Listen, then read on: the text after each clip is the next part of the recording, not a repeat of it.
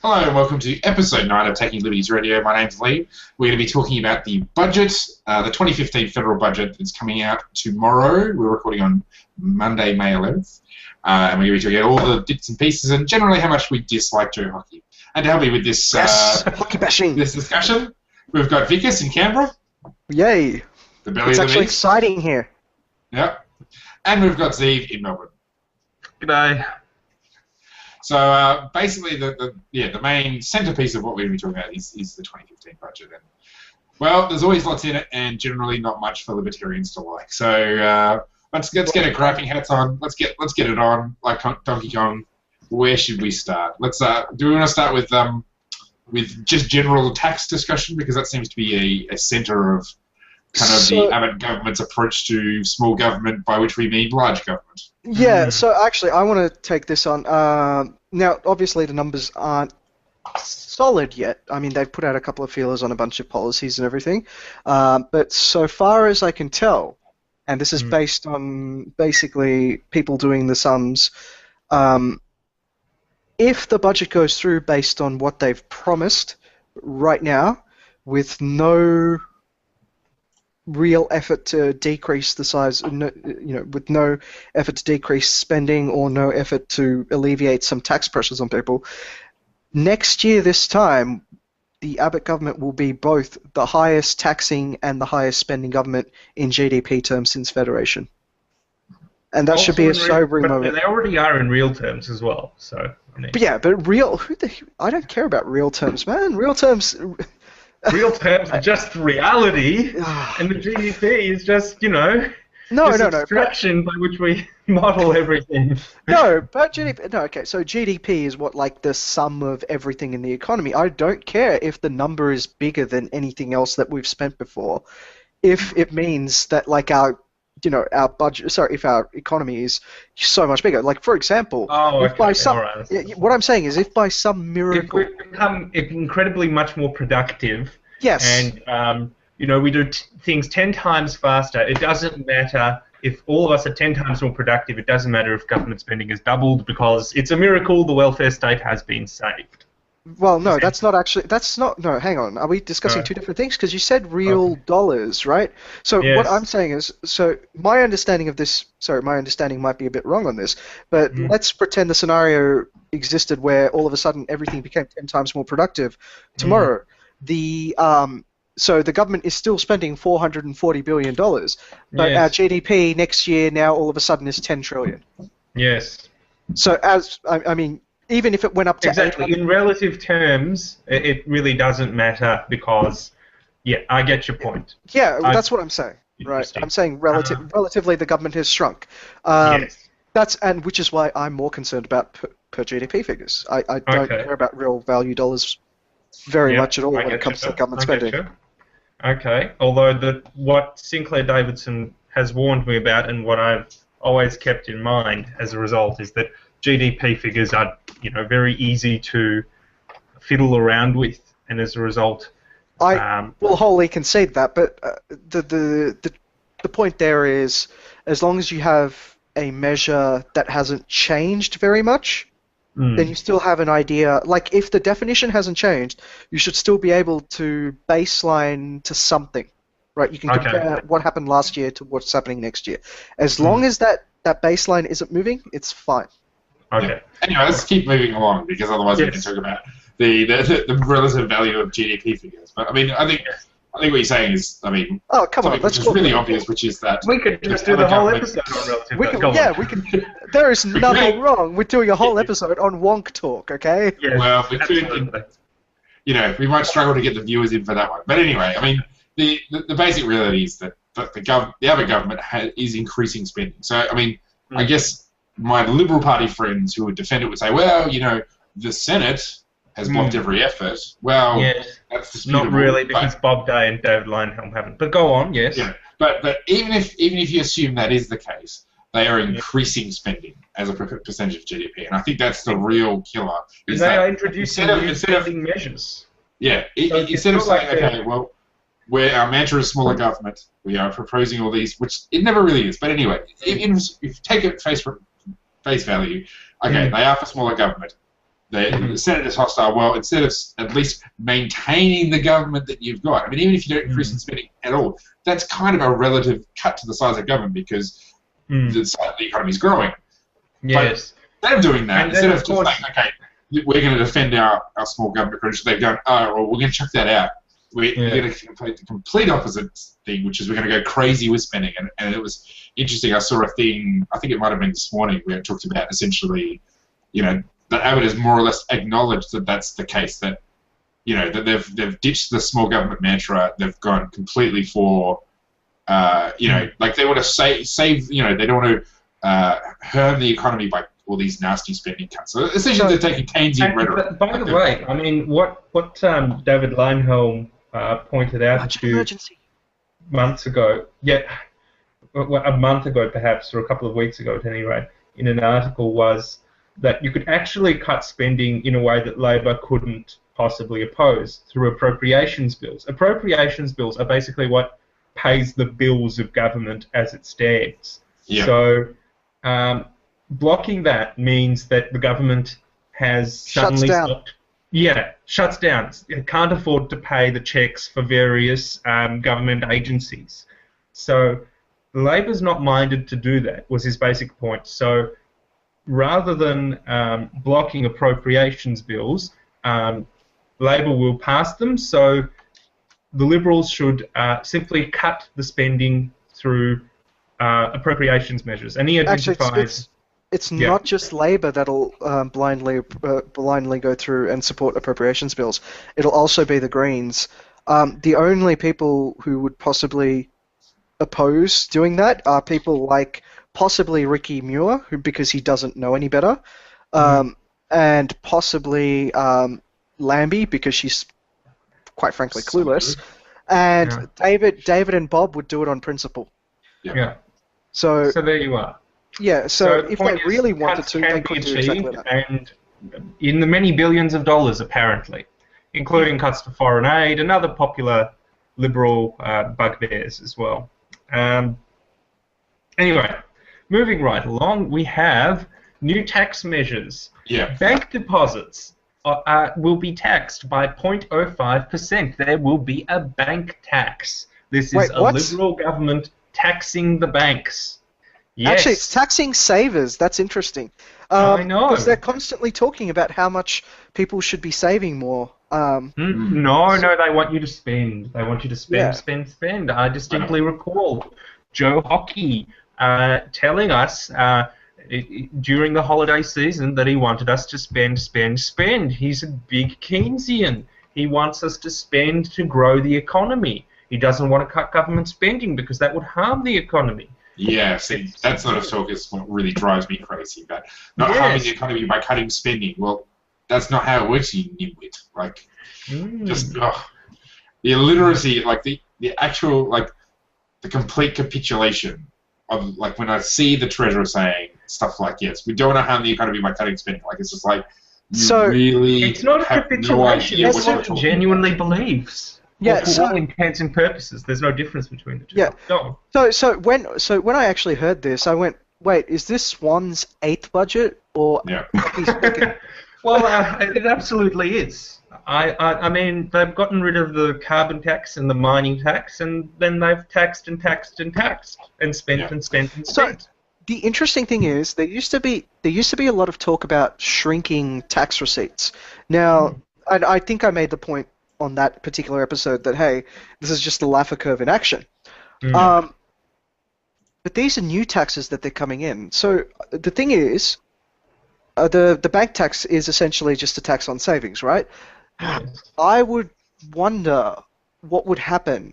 So, because already the interest rate that you get from the interest that you collect from your savings is already taxed, right? And it's taxed on your income. However, your deposit itself is not taxed because it's already taxed income that is sitting in a bank. So this deposit tax is essentially a double tax. Yeah, it's essentially double taxing. So I'm hazarding here to guess at what would potentially happen is that while you've got taxes coming from this piece of revenue, it's actually at the expense from taxes collected in another potential revenue source, namely the extra income tax on interest. So True. I think what And what's interesting here, though, is because they've pinned it specifically on bank deposits, people are actually getting angry because they because understand everybody's income because gets deposited into a bank. yeah, but the thing is, they don't get that the same thing applies to, say, corporate income tax, because corporate income tax works the same way. I mean, it's just a tax that applies to all of the income, and it's just passed on in the same way to consumers, but people don't,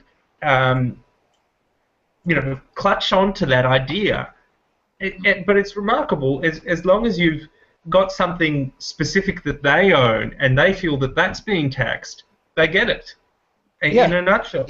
Also something worth mentioning at this point. Okay, they've got all these tax increases, but then we look, for those who aren't aware, you wouldn't be aware because we're not showing it. Like, we're actually looking off the sort of the Australian, their website, and they've got a list of all the different things in the budget. If you look to the climate section, it says the $2.55 billion emissions reduction fund will remain unchanged. So this kind of points to the stupidity of what they're doing. They're taxing bank deposits at 0.05%, and they'll get $400 million. Yeah. And and then they're going to spend more to do this and that and the other. But basically, it's all chicken feed, really. Like, if you didn't have to raise any of these taxes, if they just took it out of this stupid fund that is there for crony capital. I also have one question. There's the $1.275 billion being spent on Serious Finance Crime Task Force to crack down on tax evasion, identity theft, and superannuation investment fraud. That thing, okay, this is my sort of probably business-like mind coming in here, going like, okay, that thing needs to generate at least $10 billion in order to make it worthwhile, right? Yeah, and it's clearly not going to. And they've tried to fund the ATO to do this sort of thing so many times, and they just haven't gotten bang for their buck at all. No. But what they do produce, I think, is some high-profile cases which kind of perhaps show, we're taking action. Oh, and by the way, if anyone sort of questions where my arithmetic came from for that 10-to-1 ratio, I'm treating government like a business there, and I'm saying, like, generally because of all the other costs associated with something, including time and everything like that, and, locations and the risk residual that you're taking on, you typically want a 10-to-1 ratio. In reality, your profit's only going to be maybe 1 or 2%, but that's the general rule of thumb which gets you there. But I mean, the reality of this fund is this task force is it's not there to collect money. It's there to show that the Abbott government won't tolerate these devious tax dodgers. Exactly. Even though everything they're doing is perfectly legal, they're still going to make a villain out of these people who are making money from selling people stuff. It's like going after Paul Hogan, as they did a few years ago. I mean, nobody really thinks that going after Paul Hogan is going to save the budget. But it is going to hit the papers, and it's going to make people feel that, gee, that's money well spent. And that's good enough. Now, here's my question. Woo, so we've got a situation where they're extending the GST to online purchases for Netflix and other downloads. So essentially iTunes, Steam, all that sort of stuff. Now, it's a tax increase. Libertarians generally don't like tax increases, but they also don't like exemptions for special groups, and really right now there is a special group for of online consumers for products that it's probably not that hard to implement this particular tax. So I'm just wondering whether should we oppose this? Should libertarians oppose this because it's a tax increase, or should we kind of support it because essentially it's ending an exemption for a particular group of people when really taxes should be applied fairly across all similar services or whatever. Well, okay, so I don't believe that for 1 second. I don't believe in taxes. So sure, okay. Yeah, but sorry, I digress. So this entire question of GST for Netflix and Steam, Valve, Netflix, none of these online providers actually give two shits, right? Because it's just like for them, it's not taking money away from them. it doesn't impact their price points or anything like that. It's just like, Marginally okay, it does. It's a minor accounting expense on for them. no, not for the online retailers at all, because it's collected from point of entry, so they don't have to deal with it at all. It's just collected by immigration as it comes in. But I mean for digital downloads. Oh, they've yeah. probably got existing systems for other places. So yeah, they do. So, like, it's for still example, an accounting expense. yeah, but for Valve's already sort of taken care of that because they're out of Europe, so they're out of Germany. Yeah. So they've probably got already paid that. Yeah, they've got systems already in place to deal with that. Mm. And not to mention, in the United States, they've actually got a really advanced system. So when I was in the United States and browsing on Steam, it could tell which state I was in and how much tax it was. Tax to apply. Yeah. So, like, for example, there's no sales tax in Delaware, right? So, like, my friends go, if you're going to buy in Steam, make sure you cross over to Delaware and then buy it. Interesting. Yeah. Okay. So, I mean, where do you guys come down on the question? We have the technology. Okay, well... Yeah, we have the technology. It's like the, bionic man. We have the technology. Where do I come down on it? It's simple enough. It's a tax increase, and I'm not a fan of tax increases. I want to speak against them typically. I think this is a trivial tax increase that is a sop to a government that simply can't find the guts to cut spending. And the reality is that it won't raise much. It's a bloody waste of money to impose it, a bloody waste of time, and I don't know if it is a waste of money, frankly, because the ATO said it's a waste of money. Yeah, the ATO said it's a waste of money. The Productivity Commission has said it's a waste of money. Even if it was online digital downloads, I still say it's a waste of money because screw taxes. Yes, that's my... You know what? Everybody else has been against this, so I guess I'll just have to support it and play devil's advocate here. So, like Lee said earlier, I guess in this case it's what was previously a sort of artificially imposed advantage is being taken away. Now, the actual effect of it I don't think is going to be all that much. I think retailers were... basically raising their arms. In reality, look, the thing is, I don't buy shit from EB because it's double the cost of Steam, and that's even paying US rates. So I don't, for the life of me, I cannot understand why you would buy physical media unless you absolutely have to. And now, I mean, heck, even buying from the Steam store, the Australian Steam store is a waste of money when you can buy a European CD key from a European seller for about half the price. So, it's arbitrage is working anyway. I mean, that's the thing about online sales is arbitrage will always win out because there's a global market. And heck, if you want to use a VPN, you can get a Russian CD key that's about a quarter of the price. So, I mean, I think in some ways it's just going to make people realize that they're already getting screwed with the Steam as it is. Pretty much. And here's the thing, right? At the risk of outing myself as like a massive gamer, in addition to my PC with 2 awesome graphics cards, I have an Xbox One, an Xbox 360, a PS4, and a PS3. That's a lot of gaming machines. Wow, you are a massive gamer. Yeah. Thank you very much. I should come on your other show. Yeah. No, so I've got so the biggest thing is I've done a little bit of modding to my Xbox One, and it's got a 2 terabyte hard drive now. So, because it's got a 2 terabyte hard drive, I don't even bother buying physical media for my Xbox One anymore. I just get it cheap from the US Xbox Live Gold store. And I'm not even kidding when I say the price is a quarter that of what it is to buy the physical media here. And when I buy the physical media here, the sheer retardation of this is that you buy the physical media, you pop it into the Xbox One, and it still it installs a 60 gigabyte game file and then proceeds to download another 20 gigabytes. Instead, I can download the whole 80 gigabytes in 4 hours straight from Microsoft's server. And their server's just here. It's like here in Sydney. So like my download speeds, like 20, 30 megabits a second. So the point is, physical media is terrible. You weren't really going to buy all those things physically from foreigners anyway, and the cost of doing it online is much cheaper, and this won't really dent the cost of doing it online by much.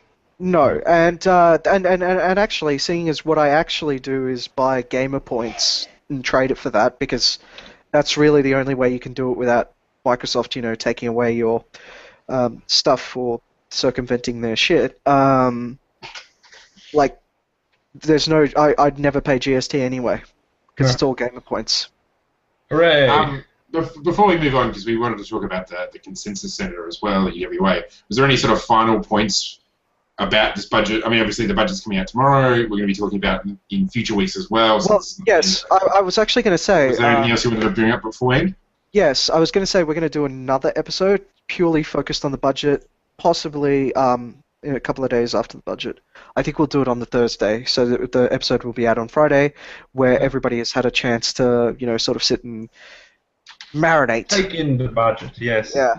And its beautiful curves, yes. Yes, but I am hoping that my prediction right now of, well, not my prediction, but the prediction of everybody who I've been talking to on Facebook and all the wonks that I know who've been saying, wow, if this goes through, it'll literally be this will be the biggest taxing and biggest spending government in the history of Federation.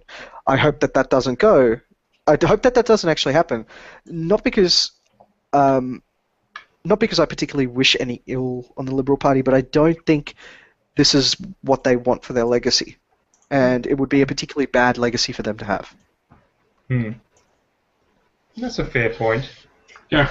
Yeah, no. All right. Well, let's talk about the controversy that was had. So at UWA, the University of Western Australia, they were going to have a climate consensus centre headed by a Danish guy called Bjorn Lomborg. He was given $4 million by the federal government to set up this consensus centre, which was modelled on one in Copenhagen, and of course, academics being what they are, and students particularly being what they are, they chucked a hissy fit, and the whole thing got scrapped, about a week after it was announced. So, in my mind, there's kind of two issues here. Firstly, you've got the government handing out $4 million of other people's money to create this thing in the first place, but secondly, you've kind of got the whole issue of academic freedom and tolerance. I mean, I think it's really about tolerance, because which seems to be under threat across the entire Western academic sphere. So, I heard people liken this to the Scott McIntyre case. Now, I had two problems with that. So, the Scott McIntyre case is considerably different in the sense that the guy was an employee of SBS who then sort of... So, I might be getting some details wrong here, but if I recall correctly, he was being a total dick on Twitter, right? Well, he wasn't being a total dick. It's the diggers. He was expressing his political views. Very controversial political views, but political views nevertheless. Okay, so that's where it actually started, but I've seen some of the tweets that they're talking about, and he was actually being a dick to people responding to him. Okay, that's quite possible. Yeah, that's what I was talking about. Not his actual political views, per se. I was talking about... I didn't realize. So my understanding of it was that he, based on what he's written, at some stage someone from the SBS contacted him, and apparently, so some people have said Turnbull's office had something to do with this, and Turnbull has said, yes, look, based on people contacting my office, I called the SBS person to look into it, which I think is perfectly reasonable. That's what politicians... That's pretty much 90% of politicians' let's not get bogged down in Scott McIntyre's thing. Because, well, it's their job.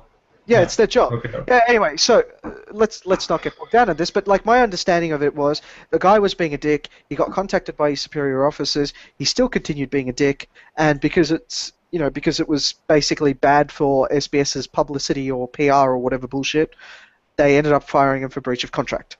Right. That is my understanding of it. That's more or less the case. What the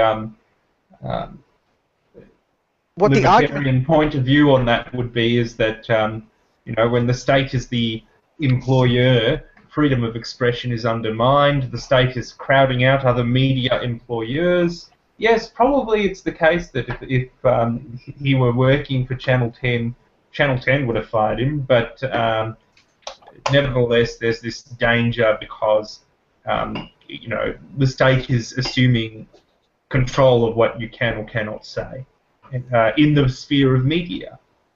Yeah, but in this case, he was fired for breach of contract, not really his political views. Well, a bit of both, I suppose. Yeah, okay. That's rudeness as well. Perhaps yeah. Anyway, that's last. Anyway, that's last week's. Yeah, that was last week's. That was last week's. Yeah. Yeah. So the point is, this time Bjorn Lomborg has been refused, I suppose, accommodation and facilities at the University of Western Australia because there's too much pressure from the faculty and perhaps even from students as well. Absolutely from students. Absolutely from students, that they just don't want him there. And I guess the main point there is, well, what's that got to do with pressure from government? It doesn't seem to have much to do with pressure from government, unless the academics are taxpayer funded. Of course, go on. Okay, let's pretend for a second here that the problem is that the government is getting involved in, the debate and sort of changing public policy by bringing someone in. Yes. What is the difference between that and, say, the Grattan Institute, which is also publicly funded in the same way? Or what is the difference between that and, say, The Conversation, which is also funded in that way? Now, none at all. Yeah. Now, if those two institutes are there to purvey a certain viewpoint as well, there is no one who looks at The Conversation and goes, "Oh wow, that is a genuinely independent view of every debate that exists in society." Well, there's no such thing as an independent view. Everyone's views are coloured by their own perceptions. You could argue it's independent of, balance. Yeah. Okay.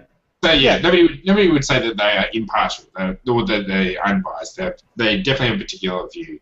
But who is unbiased? Who is impartial? Well, who is this magical fairy-like creature who is unbiased and impartial? I've yet to meet them. Yeah, but some media outlets actually do at least acknowledge that there's some other viewpoint. They don't. Well, firstly, I think part of the problem with any of these taxpayer-funded, SBS, ABC, is that they say they are impartial, but then they clearly take a side. At least with Sky News and Murdoch and all of that, at least they say, yes, okay, we have a particular view, but they still make an effort to include, prominent other narratives. So Graham Richardson is a commentator on on Sky News, and you have all sorts of lefties in the Australian and all this sort of stuff. But just to get back to the Bjorn Lomborg thing, we should probably point out that Bjorn Lomborg he's not anti-climate change. He believes that climate change is real, that's human-induced, and that government should spend money to fix the problem through whatever he doesn't agree. R&D. But he's not as far left as the students are and as the faculty are, and I guess that's where the rub comes in. I think the phrase was used. He was a climate heretic, that he wasn't. So. Yeah. No, I think the big thing is, one of the big things that's happened in in the public policy discussions for climate change, is that it's not based on science, right? The public policy part. The public policy part is entirely based on ideology, right? And because the political left got in on the ground floor, they basically made the entire ideology behind dealing with climate change a socialist one. So you'll constantly hear them use terms like, oh, it's a tragedy of the commons problem. Now, here's the thing. Anyone who studied tragedy of the commons problems knows that the way to solve it is by privatizing it. Yeah. Right? Except they look at some of the solutions that were tried in the interim between when the commons existed and the free rider problem was being identified, and where, in the end, basically governments got rid of the commons in its entirety. Right, where governments relinquished the commons to private providers. So in the interim, there were attempts tried such as Pigovian taxes, right, and land rental fees, and all sorts of other stuff, right?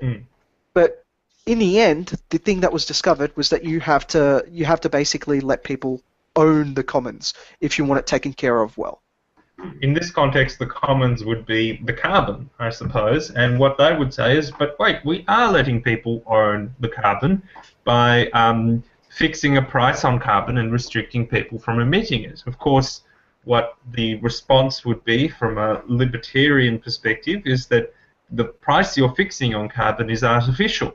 It's just born of your own invention, and as a result, it really has no bearing on the amount of carbon that you ought to reduce your emission, that you ought to be reducing your ought to be reducing by. Sorry, yes. I was going to say, and part of that problem is because whenever you use the term property around left-wingers, they kind of think of it as, you know, like the property that we all kind of build houses on, in the sense that it all needs to, like, as much of it as possible needs to be locked up, and you know, only a little bit should be human influenced.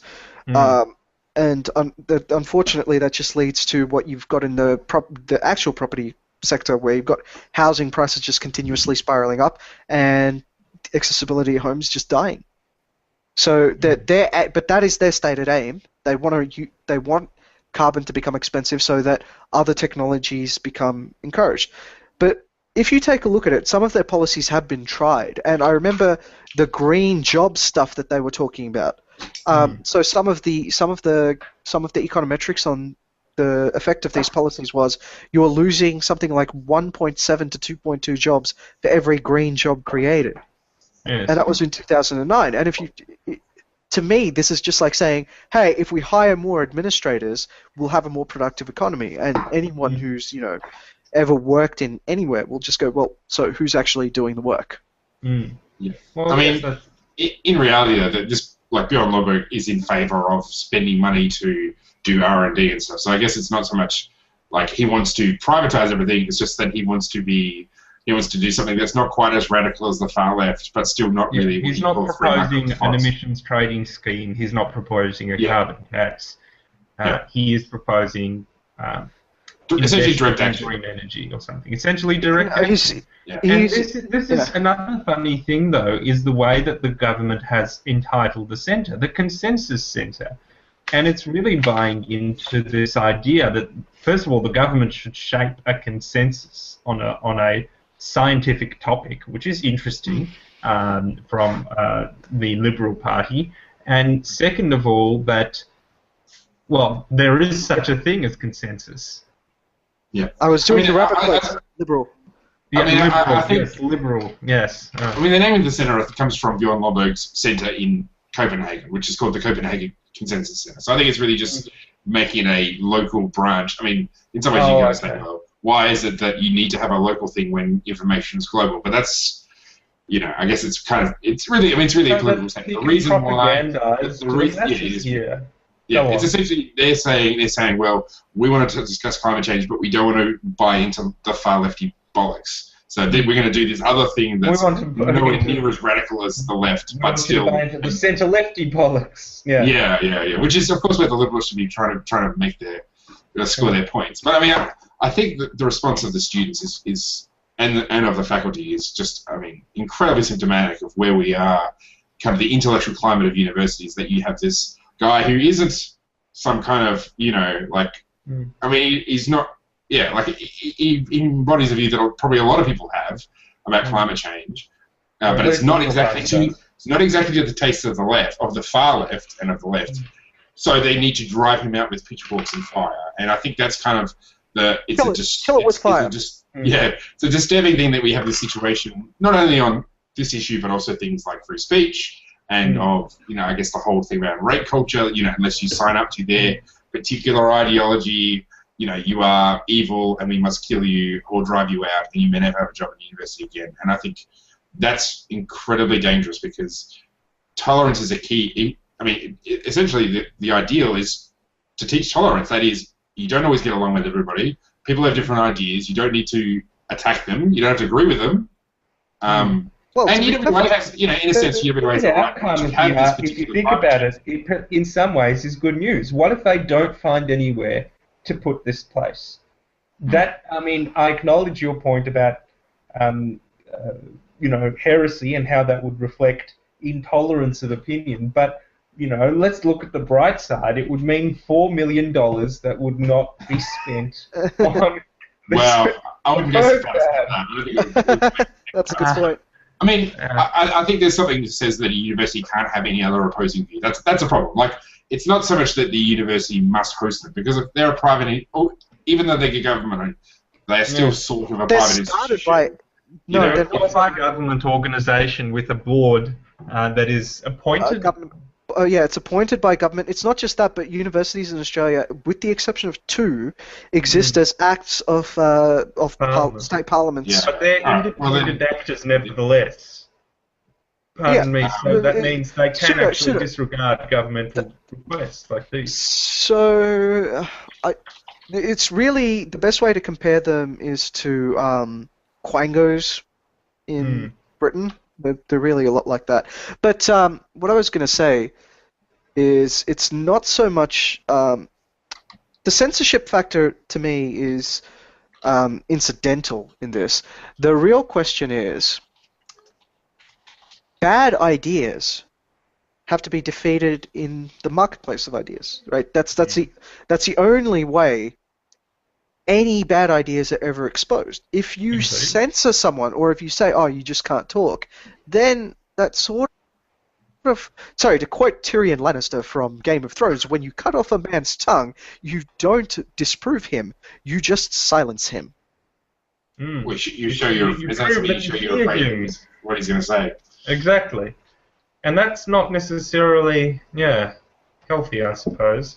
Yeah, so in effect, by doing this banning, what they've sort of done is send a signal out that they are not going to act in a reasonable manner in a debate, in the fact that they're not really interested in debate. What they've said is, this is what we want, and we will kick and scream if you don't give it to us. Yes, I suppose. Thoughts on this topic, Steve, and then we'll finish up? Well, look, I mean, that's the reality of it. I don't disagree. I mean, they wouldn't have kicked and screamed about government spending for any other particular kind of academia, or academia-sponsored, spouting of government views or something like that. As long as it was within the mainstream opinion, they'd be fine. But this is just something that's outside the acceptable opinion mainstream for them, and they're not happy. And it's sad, but they aren't willing to accept it. All right. Well, I guess there's still lots more to talk about on this issue, and of course the budget. There will be definitely more to talk about that. So this is episode 9 of Taking Liberties. My name's Lee. Thanks for joining us. I've been with Vickers and Zeev, and we'll be back again next week. Bye. So long.